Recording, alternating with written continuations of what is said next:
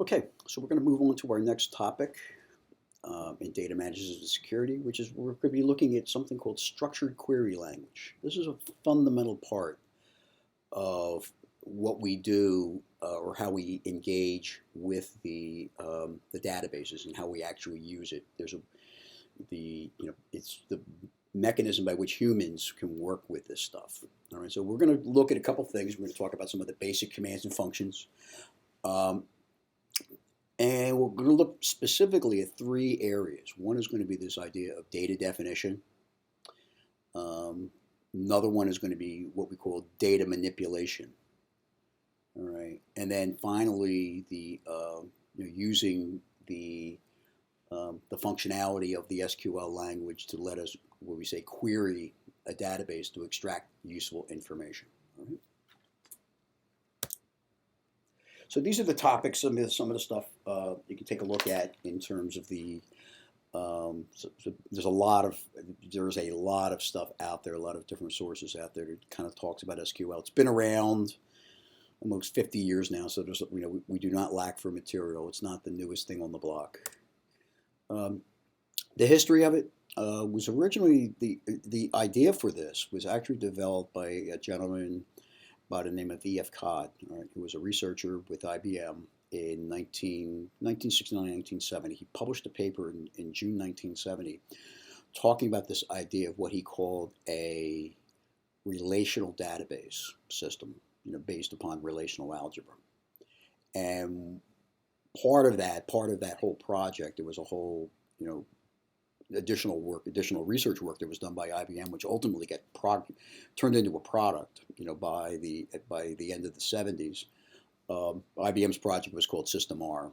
All right, and part of this is what they created something called structured query language (SQL). All right, so there's a bunch of different releases of this. Okay, so obviously 86, ANSI and ISO, basically work on standardizing, what is SQL. All right, so we've had a couple different releases of it. So obviously 86, 89, 92, kind of a little bit of a lag, and then 99, 2003, 2008. So there's a fair amount of, as I said, this is a fairly mature technology. All right. Most commercial systems, will provide, pretty much SQL 92, and then what will happen is individual vendors in the marketplace will go out and they'll kind of develop their own stuff or add their own features to it that are not part of the standard, but they can improve stuff that their particular technology can bring value if you use them versus another platform. All right, but one of the advantages and one of the secrets of SQL's relational model and SQL's success over the years has really been the fact that it has been common. It is a standard, is a recognized standard, and organizations like ANSI and ISO have worked very hard to enforce that standard, and most organizations have held to that standard. All right, so that's it's part of the reason it is in the position it is in the world. All right, so we call structured query language SQL or SQL. So all these terms are kind of interchangeable. It's a language, a relational database language to analyze and manipulate data in tables. Okay, it's there's really there's a couple, four, we'll bring it as four broad areas, really three. But we start off with the data definition language, which is really designed to define tables, define structures in the database. We have a data manipulation language, which lets us do stuff with those tables, insert data into them, change data into them, delete data, go back and select, be able to identify and search for data. That's all part of the DML, data manipulation language. And then we have what we call transaction control language. One of the primary functions of a database is to protect the data, right? First, foremost. That's why we have the rules. that when we set up these databases, we define a lot of rules around what things look like. And then as we're working with it, we have what we call a transactional control. All right. So the idea is that what could happen would be we're doing an update, and there could be a number of steps. We could be we could be putting data in a whole bunch of tables. We could be deleting a bunch of stuff. We could be moving things from place to place. And if somebody was to come in and maybe pull the plug on the computer, and while that was going on, what would happen would be the database would be in a unstable state. All right, so you have some some things were applied, some things weren't applied. So basically, in effect, from a database management perspective, DBA perspective, we got a broken database. So what was designed is something called this transactional control language, which basically says that up until the point where you commit a block of work, you can roll it back. So you can make changes, but they aren't locked into the system until you say commit. And if you don't want to do it, you do a rollback. And if you crash this, if the system crashes, what will happen is it will go back a database. These database management systems will go back, identify everything that was modified, take all of it out, and restore the state of the database to what it looked like before you executed the command. So it's one of these things that's behind the scenes, but it's also one of the things that's really important to make sure that the data stays intact.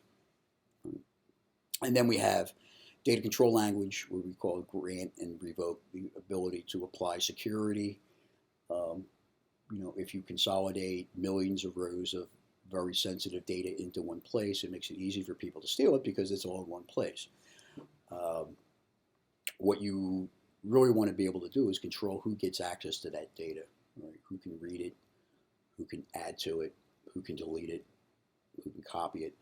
So there's within SQL, there's a set of security functions and features which lets you apply controls to the database that can allow access or deny access, depending upon particular rights you want to be able to give people.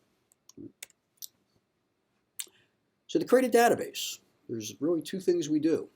Right? Step one is we create the database. We create a database structure. All right?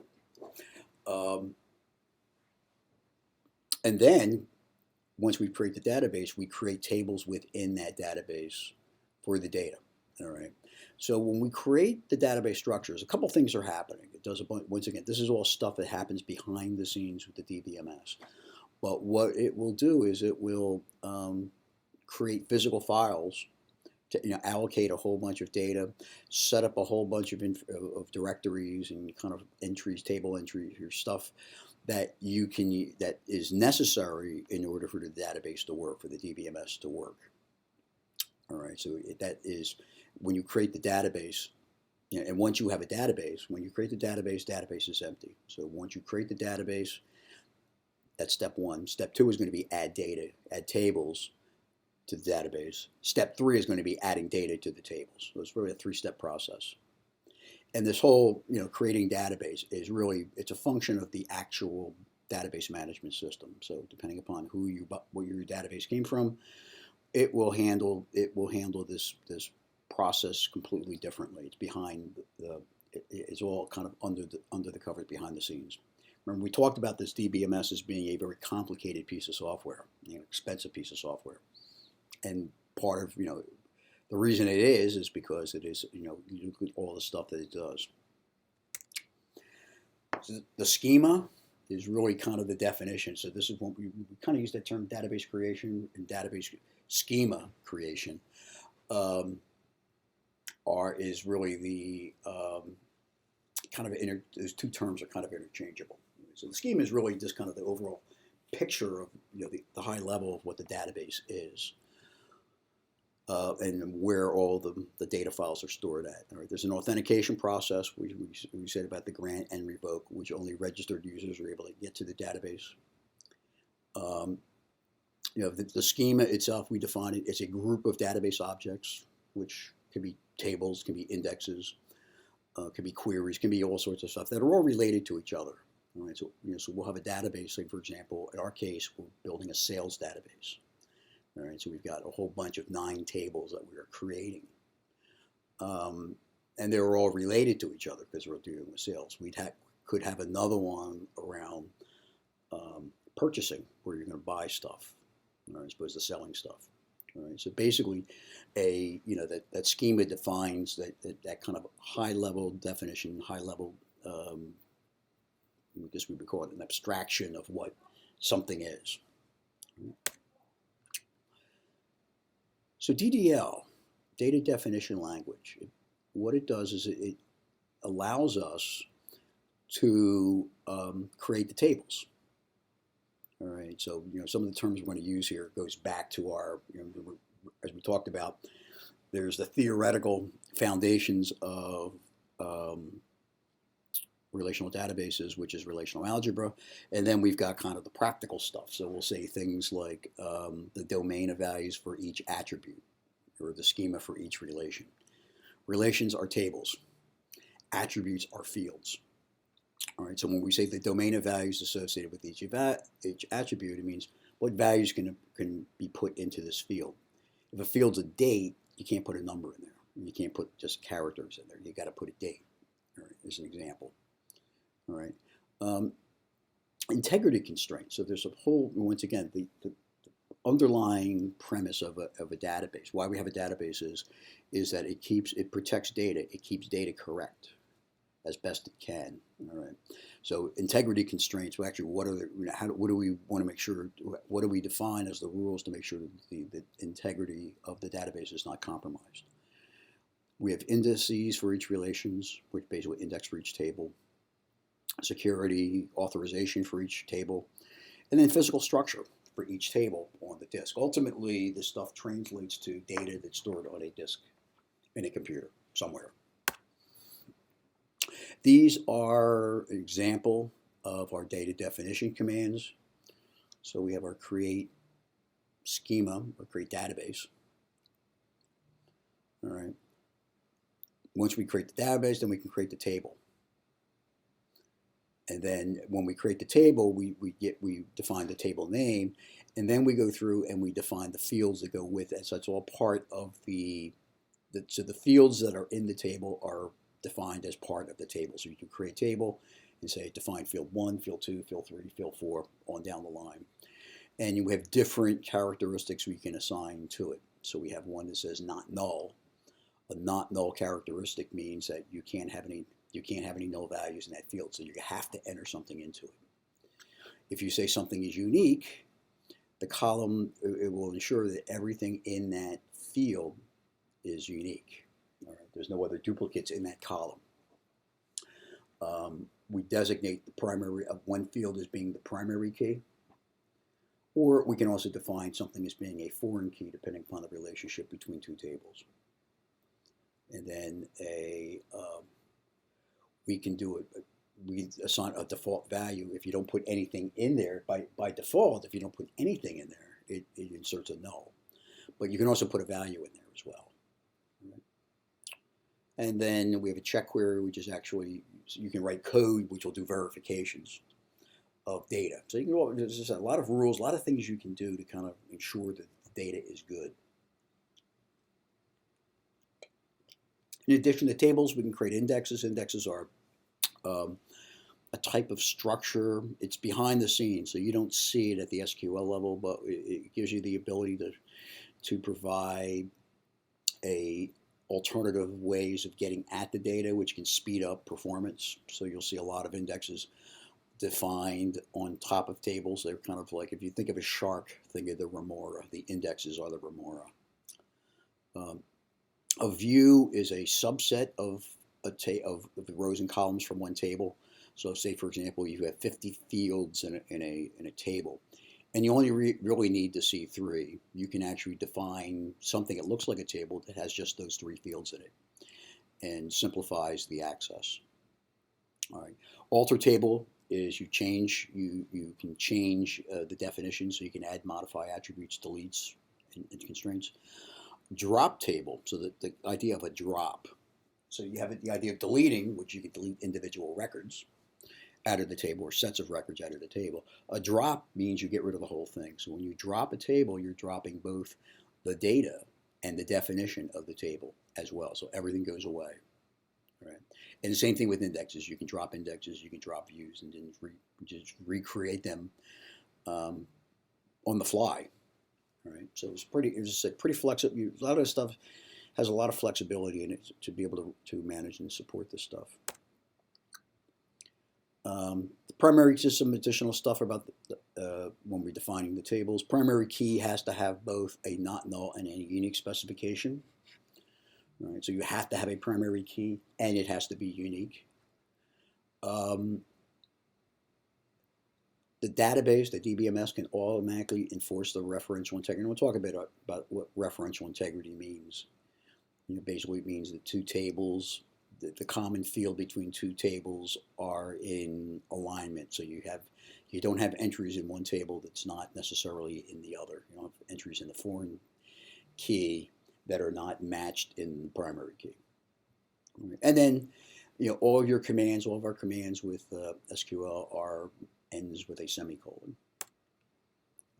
And here's the syntax. So we create table name. We put fields or attributes. All right, and then we pick one field to be the key. We call it the primary key. And we can actually put more than one field. We create a composite key made up of 2 or 3 or 4 different fields, so long as it makes it unique.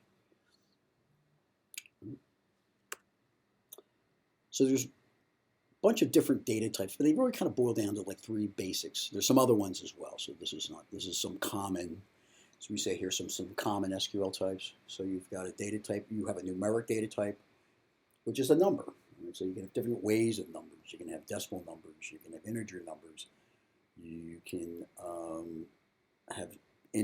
have small integers. You can have so basically you have different options of and what happens is these fields will be represented in different ways. What will happen is you have a limitation like on small integers. It's characters up to 6 digits. If you go larger,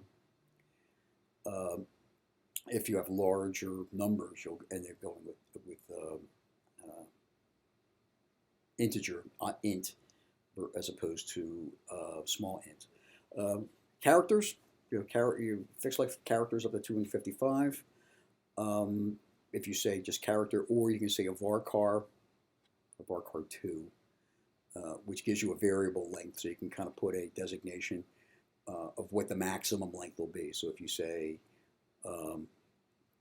varchar 10, you can store 1, 2, 3, 4, 5, 6, 7, 8, 9, 10 characters in there, and it'll say, and it'll optimize the storage of it. So a lot of this stuff is done from an optimization of how we actually physically store it, of one versus the other.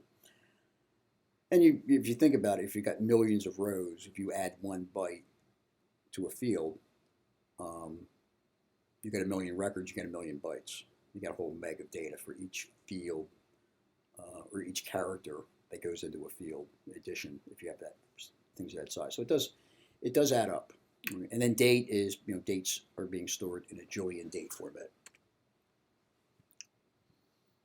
All right, so there's some advanced stuff. We can change the alter commands. We can change the table structure. And then, when we alter it, we can either add things, we can modify them, or we can drop them. All right, so we can add tables, add columns, or add entries, add structure. We can change the structure, so we can add columns to it. We can take columns away from it. Talked a little bit about indexes. We automatically create an index for the primary key, and then you can add more if you need it. So it's really designed to be a performance thing. It's designed to be get to data faster.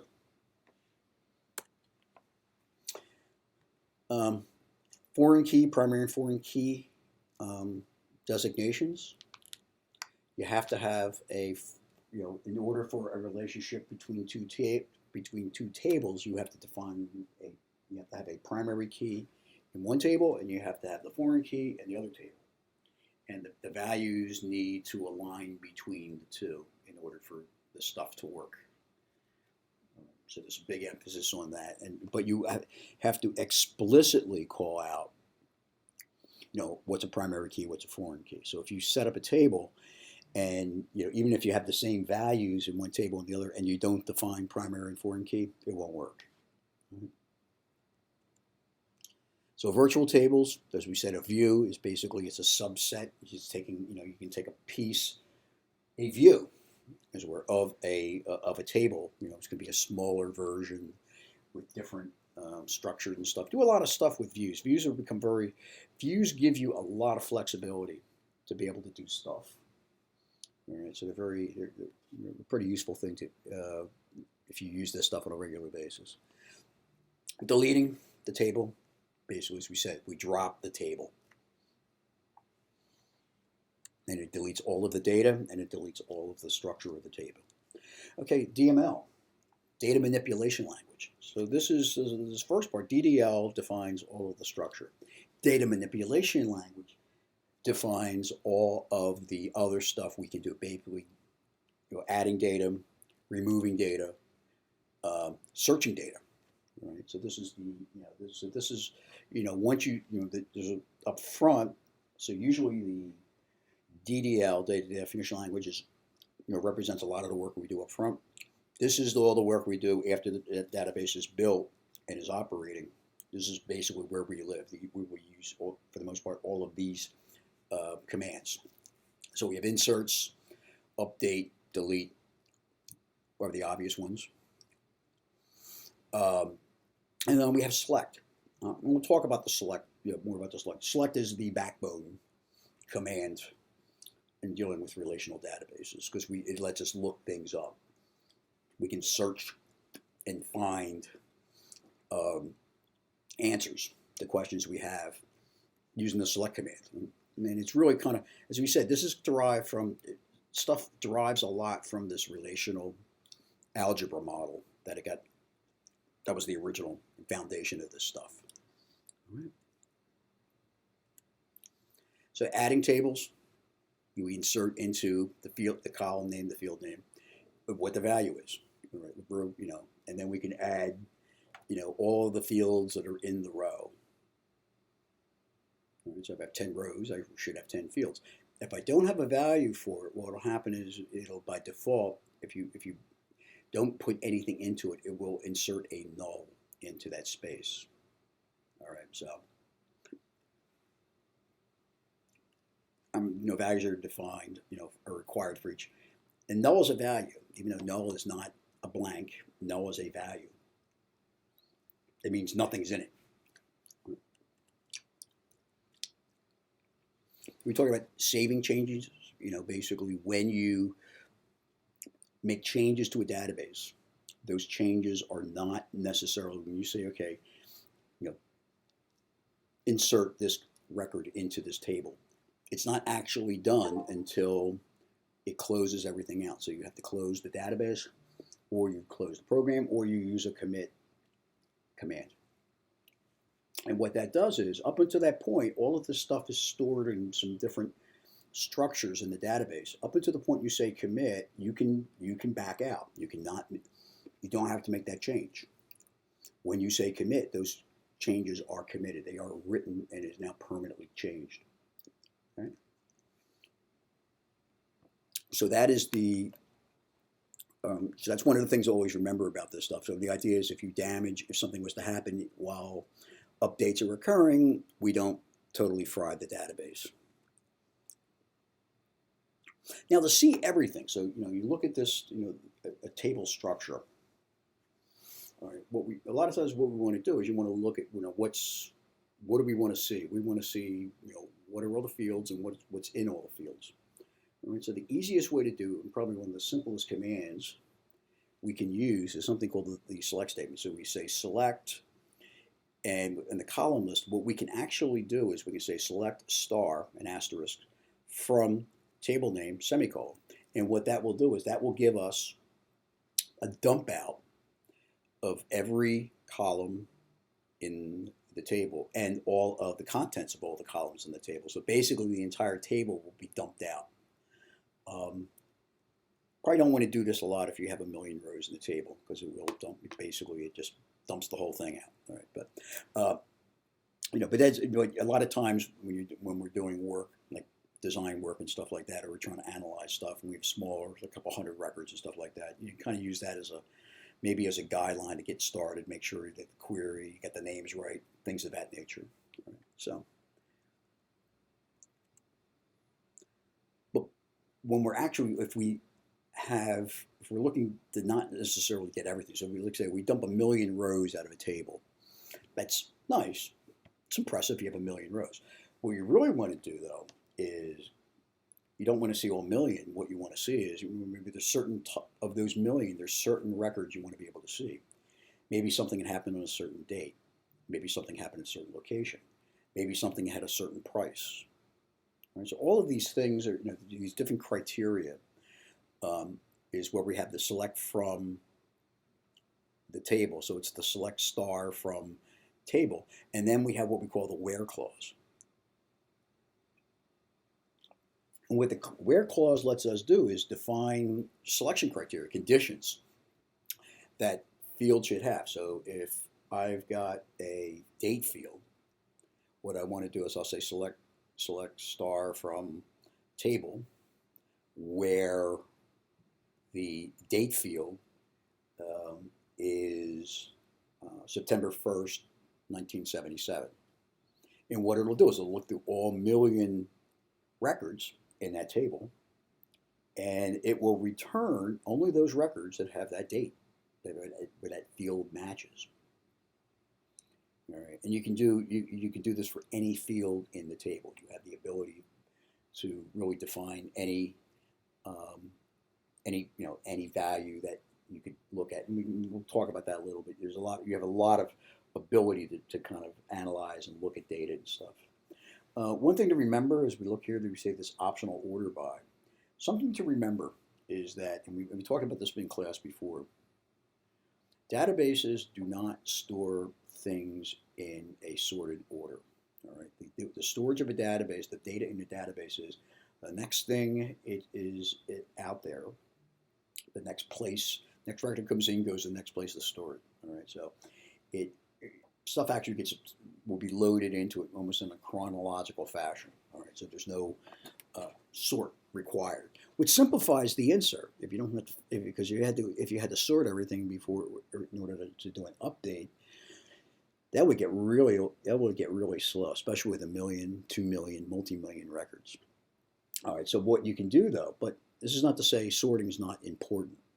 Actually, sorting is very important, because a lot of times you want to see, the biggest or the smallest or something, in a range or something.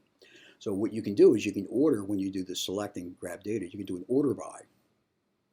All right, and what an order by means is it will take everything, it'll generate all of this, the return, what it calls the return set of the values it's bringing back, and it will sort them by whatever you say. Say sort by, by whatever say for example, you're doing it by date, you want to sort by date. And you can also say ascending, all right, or descending. So ascending would be 0, 1, 2, 3, 4, 5, A, B, C, D, E. All right, that's ascending order. Descending order is the opposite. So it would be 5, 4, 3, 2, 1, or Z, Y, X, W, so on and so forth. All right, so that's the ascending or descending. So as a little bit more information around that, you present the results order to ascending. By default, it's ascending. You say order by. If you don't say order by, it basically takes it from as it found it, or it won't sort anything. It'll return the data back as it found it in the database, which is the way it was inserted. All right.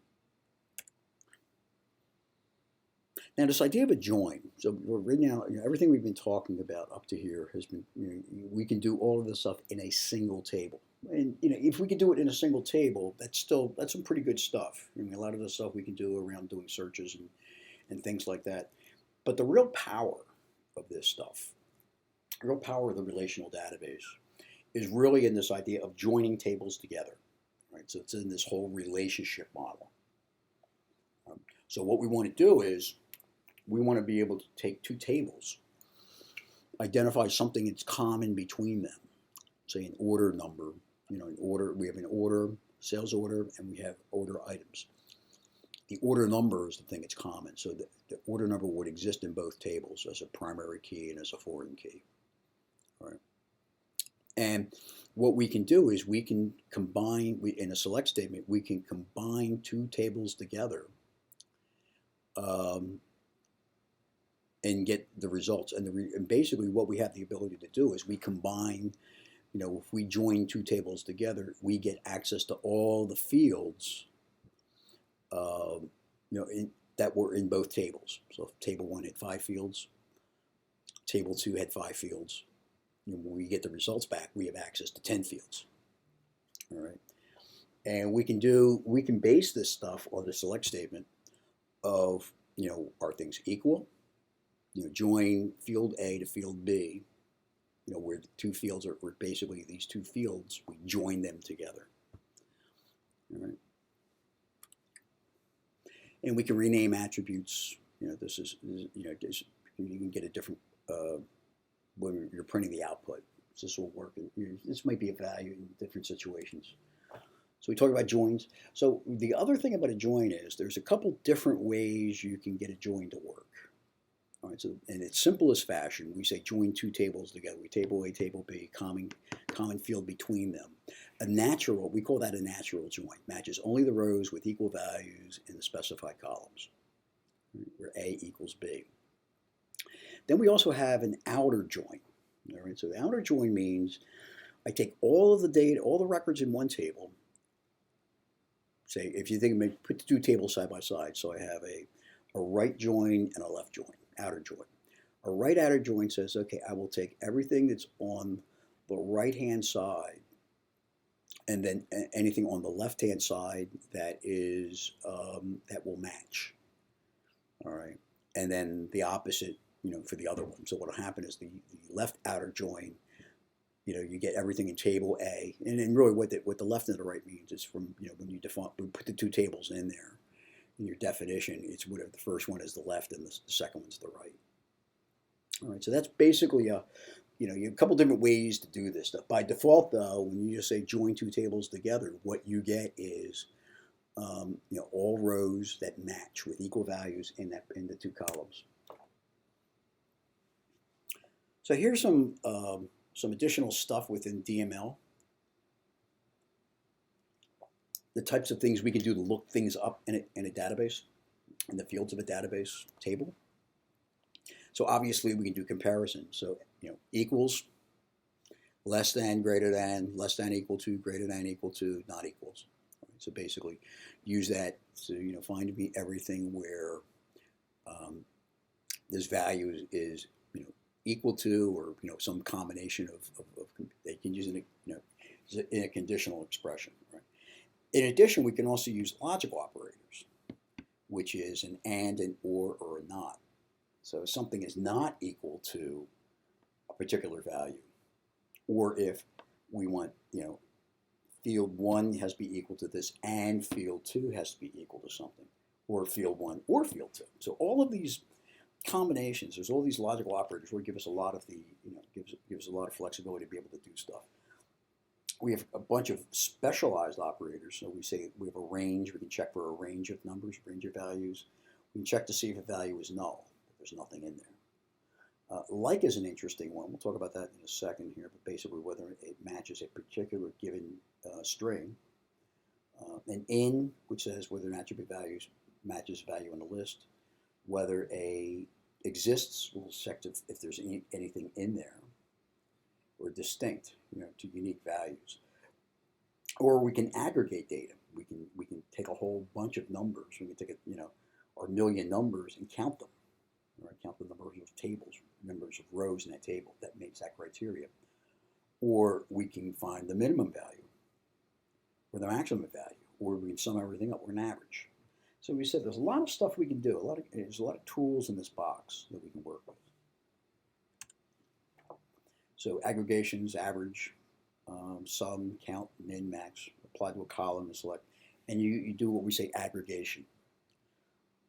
So you get one row back, but it gives you the summary of what we've got. So if you say a count gives us the numbers of rows, and we say count the number of rows that meet this criteria, it gives us a number. All right. And just a little bit more about the where clause, the different things. We can see a lot of different combination of these things. Some examples of how you might be able to use it. As I said, the like is something I use a fair amount of time. Is what you do is you say something is like, you say you have a field, like a description of something, and what you can do is, the way this would be structured is say, give me something that is like, in this field, look for like, and you say put a character ABC star. And what it will do is it'll look for that pattern, or look for anything that has, if it finds an ABC in that particular field, it'll return that result. All right. And you can do it by, ABC star says give me everything that starts with ABC. Or star ABC, and then if you do star ABC, it gives you everything that ends with ABC. And if you do a star dot star ABC, you get anything that's got an ABC anywhere within the string. All right. So there's a lot of, once again, character matches and being able to do searches are really, it's pretty, once again, it's a powerful thing. It's one of these things that, why this stuff has become as popular as it does, because it works and it has a lot of capability.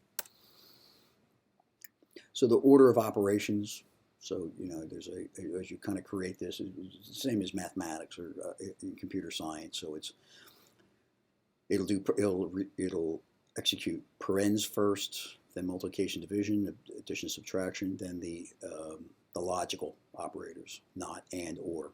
And it reads it from left to right.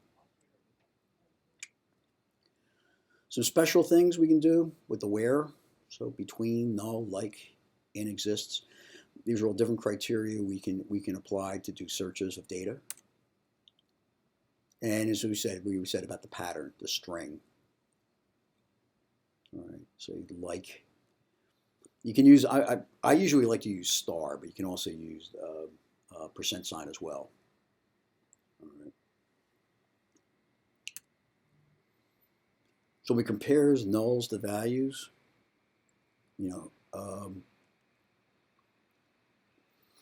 So the idea is when we say logical conditions, it's either, when we say something is something, it's either it's true or it's false if it's unknown. When we compare stuff to a null, it's always the truth value is unknown.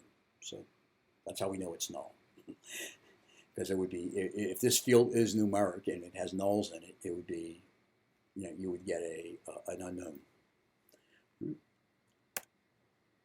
Subqueries, you can actually string a whole bunch of queries together. They don't have to be all in one. You don't have to break them into subqueries.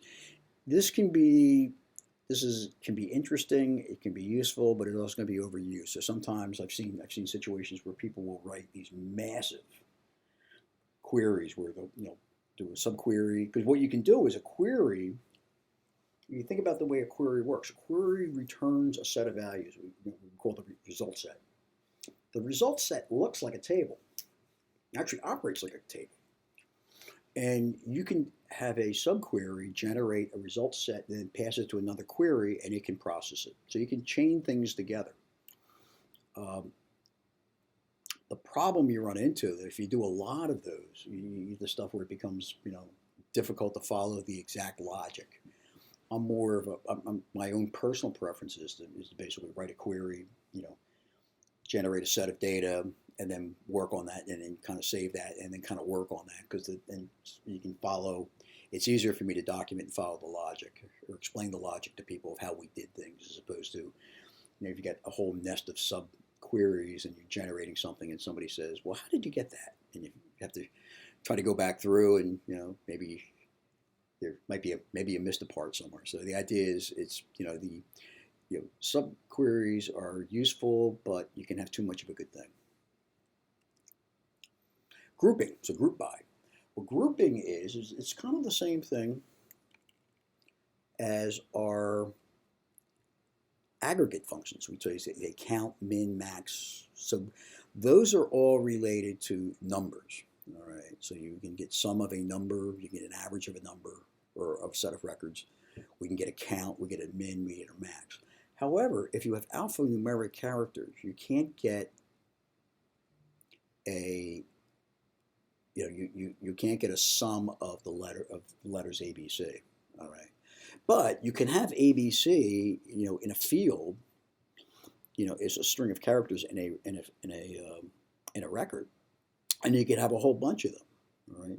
So what you would use is what we call a group by. So what a group by does is it's an aggregation of non-numeric data. All right. So the idea would be if I have something ABC and I have a count, what I would do, when I get a count of the records, I would aggregate, the ABC data, and I would count the records, or I would sum a field. So at the end, what I would have is one entry for ABC, and then an aggregated number for all of the other, for all of the individual records that we had gathered together.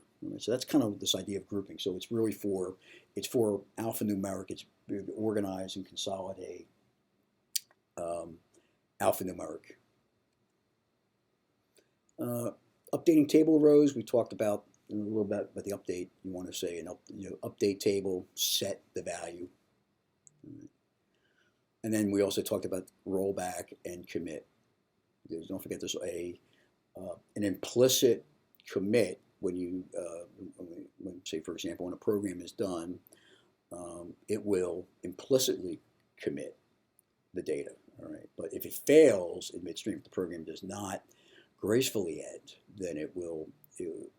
Next time you restart that database, it will roll all that stuff. Or if it detects the program it fails, it will roll all of that data back out that was in flight when the program failed. So we talked about deleting and inserting. So these are all the things we can do. Here's an example right here of using a subquery. So I can do is I can select a bunch of data, and then I can insert it into another table. And that is everything we need to know about SQL.